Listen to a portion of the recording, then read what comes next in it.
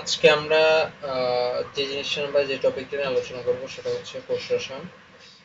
এটা আমাদের এইচএসসির অনেক গুরুত্বপূর্ণ একটা অধ্যায়। শুধু এইচএসসি না, আমাদের অ্যাডমিশন, সেটা মেডিকেল বলো বা হচ্ছে ভার্সিটি বলো, সবকিছুর জন্য একটা গুরুত্বপূর্ণ অধ্যায় হচ্ছে কোষ রসায়ন।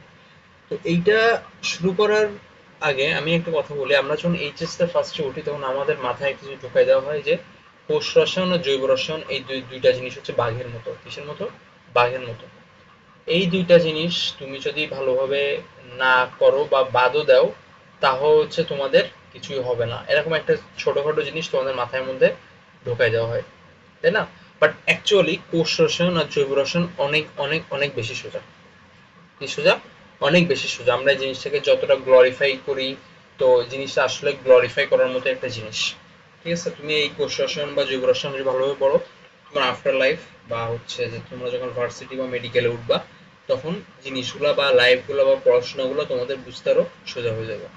তো আমরা আজকে থেকে আমার ইউটিউব এবং হচ্ছে যে ফেসবুক চ্যানেলে আমি হচ্ছে যে তোমার একটা সিরিজ আকারে, যেমন আমরা ফার্স্ট ছোট ছোট করে পড়বো। এটা আমরা একদম এরকম না যে আমি একটা ওয়ান শট ক্লাস নিয়ে নিতেছি বা অনেক বড় একটা ক্লাস নিয়ে নিতেছি। তো ওই বড় ক্লাস নেওয়ার পরে হচ্ছে তোমরা একবারে জিনিসটা দেখবাও না, তোমাদের কাছে জিনিসটা আরো কঠিন লাগবে, তাই না? তো আমরা এই জিনিসটা ওইভাবে না পড়ে আমরা জিনিসটা শর্ট শর্ট করে পড়বো, অ্যাকচুয়ালি প্রত্যেকটা টার্ম বোঝার চেষ্টা করব।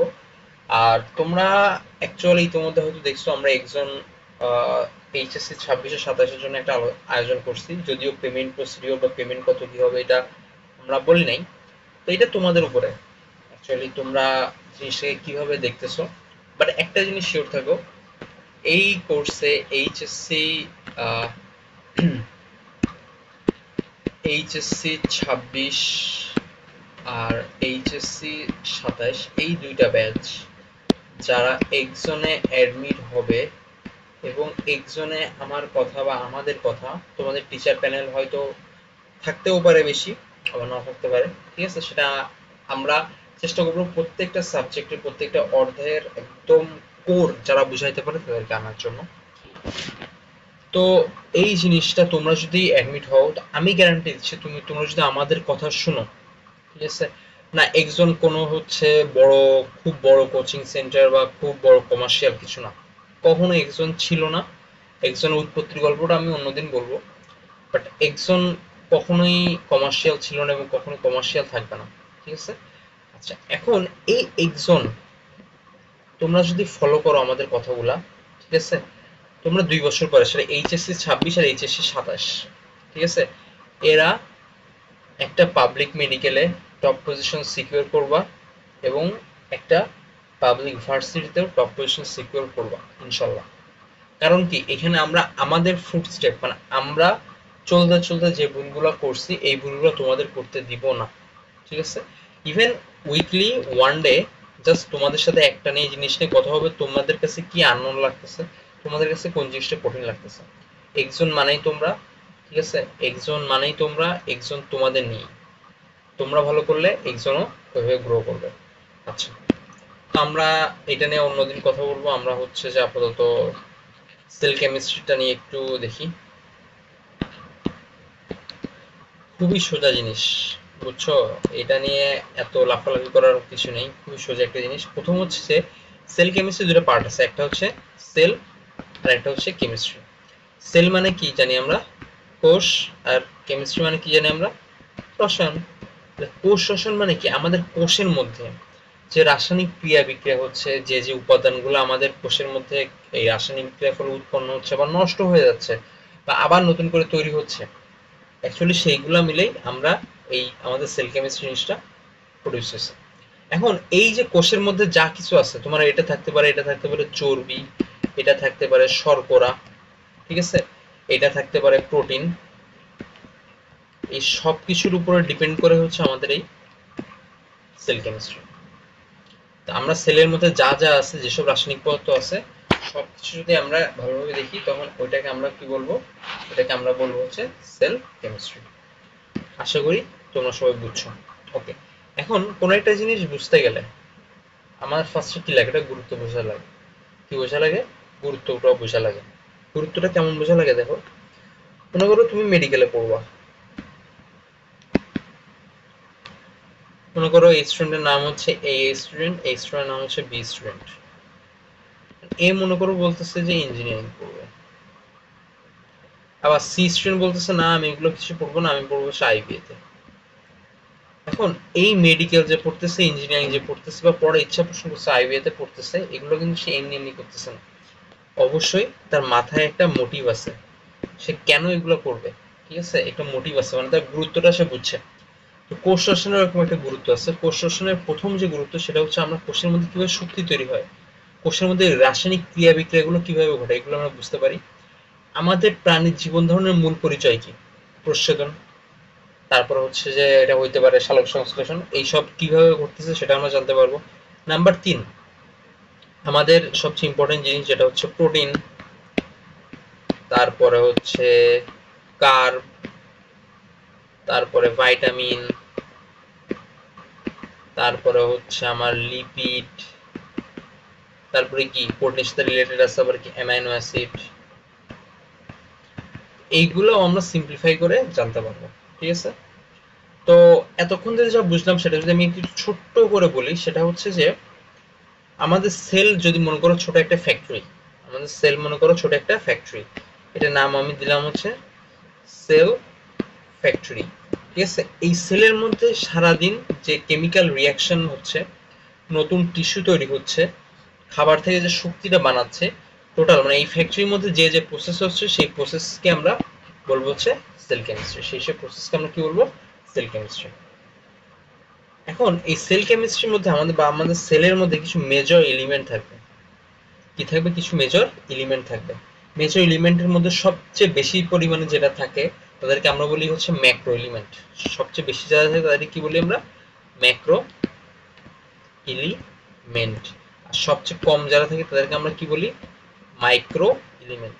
ম্যাক্রো এলিমেন্টের মধ্যে কি থাকতে পারে? Carbon, hydrogen, nitrogen, phosphorus, sulphur, এগুলো থাকতে পারে, ঠিক আছে। আচ্ছা, আর মাইনরের মধ্যে কি থাকতে পারে? মাইনরের মধ্যে দেখো আয়রন, কপার, জিঙ্ক, তারপর হচ্ছে ম্যাঙ্গানিজ, ম্যাগনেসিয়াম, এগুলো থাকতে পারে। ওকে, তো আমাদের এই ম্যাক্রো এলিমেন্ট গুলো নিয়ে এত বেশি না ভাবলেও, এটা ইম্পর্টেন্ট, অবশ্যই ইম্পর্টেন্ট, বাট এত বেশি না ভাবলেও আমাদের এই অধ্যায়ে আমরা সবচেয়ে বেশি ইম্পর্টেন্স দিব হচ্ছে ম্যাক্রো এলিমেন্টে, সরি মাইক্রো এলিমেন্ট নিয়ে আমরা এত ঘাটাঘাটি না করলেও আমরা সবচেয়ে বেশি ইম্পর্টেন্স দিব হচ্ছে ম্যাক্রো এলিমেন্টে। যেমন কার্বন কি? কার্বন হচ্ছে অলমোস্ট সব জৈব যৌগের ভিত্তি হচ্ছে কার্বন। হাইড্রোজেন কি? হাইড্রোজেন অক্সিজেন মিলে কি তৈরি করে? পানি তৈরি করে। তো আমরা পানি ছাড়া চলতে পারবো? পারবো না। নাইট্রোজেন কি? নাইট্রোজেন সবচেয়ে বেশি পরিমাণে থাকে হচ্ছে প্রোটিনের মধ্যে। প্রোটিনে কত পার্সেন্ট নাইট্রোজেন থাকে তোমরা জানো? এটা হচ্ছে 16 to 80% নাইট্রোজেন থাকে। ফসফরাস কি কাজ করে?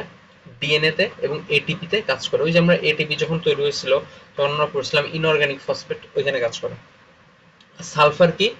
সালফার হচ্ছে, তোমরা সবকিছু বুঝলে ওই সালফারটা নিয়ে তোমাদের একটা সন্দেহ থেকে যায়। সালফারটা অ্যাকচুয়ালি কি করে? সালফারটা মেইনলি থাকে হচ্ছে অ্যামাইনো অ্যাসিডে। কোথা থেকে সালফারটা মেইনলি? অ্যামাইনো অ্যাসিডের মধ্যে মেইনলি সালফারটা থাকে। ওকে, এখন আমরা প্রথমে আমাদের যে উপাদানগুলো আছে, আমাদের সেলের মধ্যে যে উপাদানগুলো আছে, কার্বোহাইড্রেট, প্রোটিন, লিপিড, মানে আমাদের সেলগুলো যেটাতে তৈরি বা যে খাদ্যের উপরে বা যে সোর্সগুলোর উপরে ডিপেন্ড করে আমরা চলাফেরা করতেছি, সেটা নিয়ে আমরা প্রথমে পড়বো, ঠিক আছে। তো প্রথমে আমরা যে জিনিসটা নিয়ে পড়বো সেটা হচ্ছে কার্বোহাইড্রেট। খুবই খুবই ইম্পর্টেন্ট একটা জিনিস, ঠিক আছে। কার্বোহাইড্রেটটা হচ্ছে ফার্স্ট অফ অল আমাদের ফিউয়েল হিসেবে কাজ করে, আমাদেরকে ইনস্ট্যান্ট শক্তি দিতে সাহায্য করে, ঠিক আছে। এখন কার্বোহাইড্রেট আমরা কিভাবে চিনব? কার্বোহাইড্রেট চেনার উপায় হলো যে এরকম থাকবে 1:2:1, কার্বন, ঠিক আছে, হাইড্রোজেন, অক্সিজেন, এরকম একটা যখন রেশিও থাকবে তখন এটাকে আমরা বলবো কার্বোহাইড্রেট, ঠিক আছে। আচ্ছা, এখন এই কার্বোহাইড্রেটের মধ্যে একটা ইম্পর্টেন্ট একটা জিনিস আছে, সেটা হচ্ছে যে দেখো, আমরা এই কার্বোহাইড্রেট মধ্যে সংক্ষেপে তোমাদের উদাহরণ কি দিতে পারি? গ্লুকোজ, সুক্রোজ, ম্যালটোজ, এগুলো আমরা শর্টকাটে এই উদাহরণগুলো আমরা এখানে তোমাদের দিয়ে দিতে পারি। এখন তোমরা তোমাদের বইতে খেয়াল করলে দেখবা কার্বোহাইড্রেটের মধ্যে একটা সোজা একটা জিনিস আছে, সেটা হচ্ছে যে এখানে কার্বোহাইড্রেট সংজ্ঞার মধ্যে একটা জিনিস লেখা আছে, সেটা হচ্ছে অ্যালডিহাইড এবং হচ্ছে যে তোমার কিটোন গ্রুপ। এইটা কি কিসের উপর ডিপেন্ড করে? এটা হচ্ছে, এটা আমরা যখন কার্বোহাইড্রেট শ্রেণী বিভাগ করব তখন দেখব, ঠিক আছে। এখন আমরা কার্বোহাইড্রেটের ইম্পর্টেন্স গুলো দেখি। ঠিক আছে, আমরা ইম্পর্টেন্স গুলো দেখবো আগে কার্বোহাইড্রেট, তারপরে আমরা শ্রেণী বিভাগ এবং হচ্ছে গঠন, যে অ্যালডিহাইড কেটোন বললাম, এগুলো আমরা নেক্সট দেখবো। প্রথম হচ্ছে যে সোজা কথা আমরা বুঝবো, প্রথমে প্ল্যান্টে কি করে কার্বোহাইড্রেট। প্ল্যান্টে হচ্ছে কার্বোহাইড্রেট খাদ্য সঞ্চয় করে। কি হিসেবে সঞ্চয় করে? দেখো, খাদ্য সঞ্চয়। এখন কি হিসেবে খাদ্য সঞ্চয় করবে? এটা হচ্ছে যে স্টার্চ। কি হিসেবে খাদ্য সঞ্চয় করবে? স্টার্চ। এনিম্যালে কি করবে? শক্তির উৎস হিসেবে কাজ করবে। ঠিক আছে, আমাদের পেশিতে কি জমা রাখবে? আমাদের পেশিতে গ্লাইকোজেন জমা রাখবে। এটা আমাদের লিভার ও পেশিতেও জমা রাখতে পারে। ঠিক আছে, ওই যে আমরা টায়ার্ড হয়ে গেলে গ্লুকোজ কেন, গ্লুকোজ কেন হয়? কারণ গ্লুকোজ আমাদের ইনস্ট্যান্ট কিছু এনার্জি প্রোভাইড করে। আর গ্লাইকোজেন কি? আমাদের এটা স্টোরেজ হিসেবে থাকে, যখন লাগে তখন ভেঙে এটা তৈরি করে। তো আমরা আশা করি এই পর্যন্ত বুঝছি। তো নেক্সট ক্লাসে বা নেক্সট ভিডিওতে আমরা অ্যাকচুয়ালি তোমাদেরকে শিখাবো যে কিভাবে অ্যাকচুয়ালি কার্বোহাইড্রেটটা প্রডিউস হয়। কার্বোহাইড্রেটের মেইন কথা এখানে ইম্পর্টেন্ট হচ্ছে কার্বোহাইড্রেটের ক্লাসিফিকেশনটা। আমরা বই দাগায় দাগায় নেক্সট দিন তোমাদের বুঝিয়ে দিব। বাট তোমরা সেল কেমিস্ট্রি কখনো কঠিন জিনিস মনে করবো না, এটা খুবই খুবই সোজা জিনিস। ঠিক আছে, তো আমরা এভাবে চলতে চলতে দেখবে একসময় আমায় অলওয়েজ একটা জিনিসের উপরে আমি ডিপেন্ড করি, সেটা হচ্ছে যে তুমি স্মল কিছু স্টেপস নাও।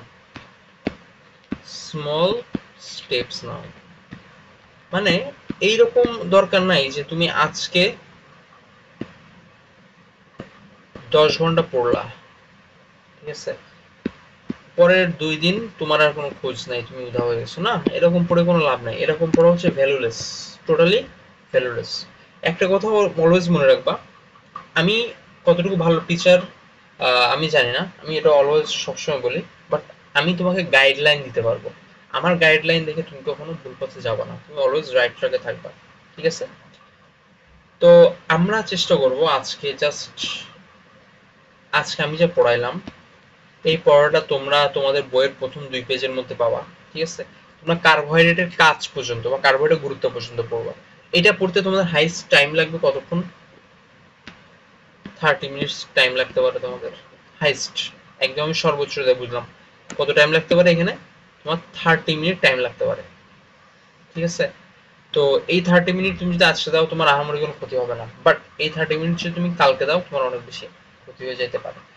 তো আমরা সবাই চেষ্টা করবো যে দিনের পরটা দিনে পড়তে, এবং রেগুলার মিনিমাম হলো তোমার তোমাদের কোচিং, টিচার, অনলাইন ক্লাস সবকিছু বাদ দিয়ে রেগুলার 4টা ঘন্টা নিজের কাছে রাখো এবং এটা নিয়ে কনসিস্টেন্ট থাকো। ইনশাল্লাহ ভালো কিছু হবে। তো নেক্সট ক্লাসে আমাদের কার্বোহাইড্রেট গঠন, শ্রেণীবিভাগ এগুলো নিয়ে আমরা আলোচনা করবো ইনশাল্লাহ। আর একটা কথা, সেটা হচ্ছে তোমাদের এই যে কোর্সটা নিয়ে আমি যে কথাটা বলছিলাম, কোর্সটা তোমাদের আমরা যেই পেমেন্টে রাখি না কেন, সেটা 10,000 হোক, 15,000 হোক বা 20,000 হোক, যে পেমেন্টে রাখি না কেন, এটা তোমাদের কাছ থেকে কখনো আমরা একসাথে নিব না, বা আমি কখনো একসাথে নিব না। ঠিক আছে, কারণ তোমরা খুশি না হলে আমার এই টাকার কোনো ভ্যালু নাই। ঠিক আছে, আমি আগেও বলছি একজন কখনোই কমার্শিয়াল কিছু না। ঠিক আছে, একজন পুরোটাই স্টুডেন্টের জন্য, পুরোটাই সম্পূর্ণটাই তোমাদের একজন। ঠিক আছে, এই জিনিসটাকে তোমাদের ওন করতে হবে। তোমরা একজনকে ওন না করতে পারলে একজনের আমি কিছু না। ঠিক আছে, তো আমি অবশ্যই সুইটেবল একটা জিনিস রাখবো। ঠিক আছে, তোমরা অ্যাডমিট হওয়ার ট্রাই করবো সবাই। আশা করি তোমরা ডিসিশন চেঞ্জ করতে পারবা, আমি ওই রকম একটা ফ্যাসিলিটিসও রাখবো। কারণ এইচএসসি 26 অলমোস্ট অ্যাডমিশন সবকিছু মিলাই 1 ইয়ার পাবে, আর 27 অলমোস্ট 1.5 আর হচ্ছে 1.6 ইয়ার মতো পাবে। ঠিক আছে, তো তুমি যদি 1 বছর ধরে একটা টিচারের কথা, ঠিক আছে, আমি টিচার বলার চেয়ে নিজেকে বলবো যে তুমি যদি আমাকে এক গাইডলাইন বা মেন্টর হিসেবে ধরো, 100%-এর মধ্যে তুমি যদি আমার 70% কথাও ফলো করো, তুমি খুব ভালো জায়গায় যাবা, বিলিভ মি। আর এই যে 27 এরা তো হচ্ছে আরো অনেক বেশি টাইম পাবে। ঠিক আছে, এইটা এরকম সম্পর্ক নাই যে এইচএসসি 27 এইচএসসি হলো যে আমাদের বা অ্যাডমিশন হলো আমাদের কাজ শেষ। তোমরা, আমি আবারও বলছি, তোমাকে একজনকে ওন করতে হবে, একজনকে তোমার হচ্ছে ওন করতে হবে, এবং তুমি ওন করবা। আমরা সেটাই প্রোভাইড করবো ইনশাল্লাহ। তো আজকে এই পর্যন্তই, আশা করি সবাই ভালো থাকবা এবং হচ্ছে যে ভিডিওটা দেখে আজকে যতটুকু পড়াই সেটুকু করে ফেলবে।